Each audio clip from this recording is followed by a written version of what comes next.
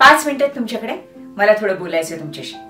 कुणाच्या पावलावर पाऊल टाकायचं हे नीट विचारांती ठरवायचं असतं. आपण संपणार की जिंकणार हे त्यावरूनच तर निश्चित होतं. म्हणे दास सायास त्याचे करावे, जनी जाणता पाय त्याचे धरावे. गुरु अंजने वीणते आकळेना, जुने ठेवणे मी पणे ते कळेना. आपण गुरूंकडनं ज्ञान घेतलं पाहिजे, शिकलं पाहिजे असंच म्हणताय ना रामदास स्वामी. पण योग्य ज्ञान मिळवण्यासाठी योग्य गुरु शोधला पाहिजे आणि त्याच्यासाठी आपण सायास केले पाहिजेत, म्हणजेच कष्ट केले पाहिजेत, प्रयत्न केले पाहिजेत असं म्हणतात रामदास स्वामी. तुला स्पॅनिश शिकायचंय तर तू फ्रेंच शिकवणाऱ्या शिक्षकांकडे जाऊन चालेल का? अय्या नाही. गुरु या शब्दाचा खूप मोठ्या अभ्यासकांनी खूप छान अर्थ सांगितलाय. गु म्हणजे अंधार आणि रू म्हणजे दूर करणारा. आपल्या आयुष्यातला अंधार दूर करणारा तो आपला गुरु. गुरु वयाने मोठा असलाच पाहिजे असंही काही नाही बरं का. ज्ञानेश्वर मुक्ताई वयाने लहानच होते पण विचारांनी महान होते. हा म्हणजे काही भोंदू बाबा असे हवेत ना अंगठी काढा, कुंकू काढा असे चमत्कार करतात आणि लोक त्या चमत्कारावर भाळून त्यांच्या नादी लागतात. पण आपण तसं करायचं नाही. एवढ्या मोठ्या समुद्रामध्ये जहाज जेव्हा चाललेलं असतं तेव्हा ते भरकटू शकतं, दिशा चुकू शकतं. पण त्या जहाजाची दिशा कोण निश्चित करतं? सुकाणू. गुरु आपल्या आयुष्यामध्ये सुकाणू सारखा असला पाहिजे, योग्य दिशा दाखवणारा. आणि यातला योग्य शब्द खूप महत्वाचा आहे बरं का. कृष्णाचं मार्गदर्शन मिळाल्यावर पांडवांचं भलं झालं.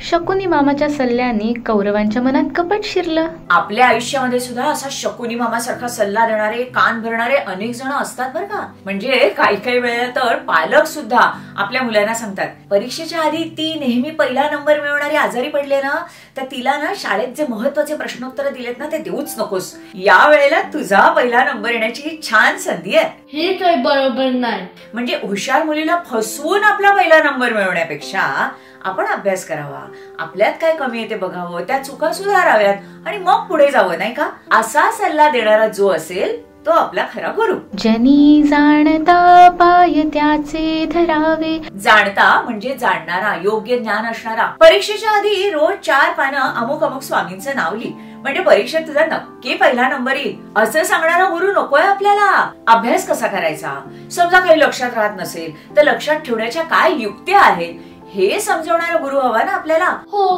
बरोबर.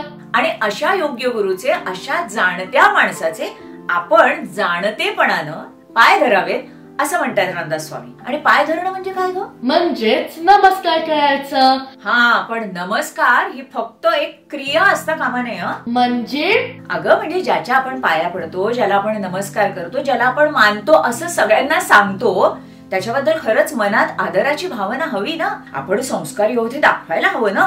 म्हणून केलेला नमस्कार म्हणजे केवळ उपचार. मला माहितीये, मला समजतं, अशा भावनेने जर आपण त्याचं म्हणणं ऐकायला लागलो तर मग तो काय सांगतोय हे नीट आपल्या डोक्यापर्यंत पोहोचणारच नाही.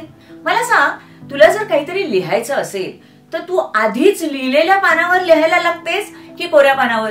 अर्थातच कोऱ्या पानावर. हा, मग तसंच नवीन काहीतरी शिकायचंय, ज्ञान मिळवायचंय, समजून घ्यायचंय तर आपल्या मनाची पाटी कोरी असायला हवी. अहंकाराची अक्षर गिचमिडी तिथे नको, नाही का.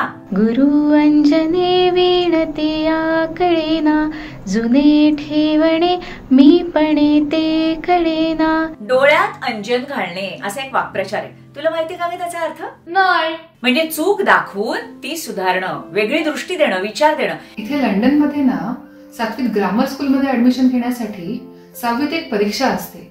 खूप मेहनत घ्यावी लागते त्याच्यासाठी. पण ग्रामर स्कूल मध्ये ऍडमिशन नाही मिळाली तर सेकंडरी स्कूल मध्ये जावं लागतं. तिथे सगळ्या बॅकग्राऊंडची मुलं असतात. आपली मुलं त्या मुलांच्या संगतीत येऊन वाईट मार्गाला तर लागणार नाहीत ना, अशी काळजी प्रत्येक पालकाला वाटत असते. आता आम्ही ना 1.25 वर्षापूर्वी भारतात इकडे आलोय, त्याच्यामुळे ओवी खूप मेहनत घेते ग्रामर स्कूल मध्ये प्रवेश मिळावा म्हणून. तुमच्या सगळ्यांच्या प्रयत्नांना यश मिळो हीच सदिच्छा. तुला ग्रामर स्कूल मध्येच ऍडमिशन मिळो. पण समजा काही कारणाने सेकंडरी स्कूल मध्ये ऍडमिशन मिळाली तर कॉन्व्हेंट स्कूल मध्ये घालायचं की मराठी शाळेत घालायचं हा प्रश्न तर इथे सुद्धा पालकांना असतोच की.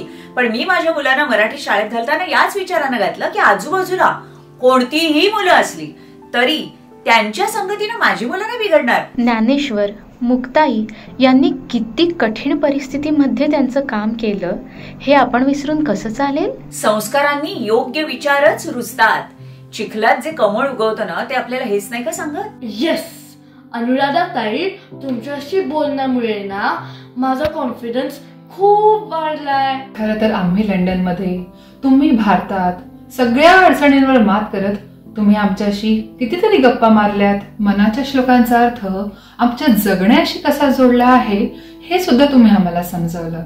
आजच्या आधुनिक माध्यमांचा उपयोग करून अनुराधाताई तुम्ही हे मनाचे श्लोक जगभर पोचवतायत हे खरंच खूप छान आहे. मी व्हिडिओ बनवण्याचं काम करते, याच्या प्रसाराचं काम जर तुम्ही केलं तर त्याचा फायदा सगळ्यांना मिळेल याची मला खात्री आहे. उपक्रम उपयुक्त वाटत असेल तर सगळ्यांना हे नक्की सांगा की चॅनेल सबस्क्राईब केलं तर सगळे व्हिडिओ सहजतेनं किती वेळा विनामूल्य बघता येतात.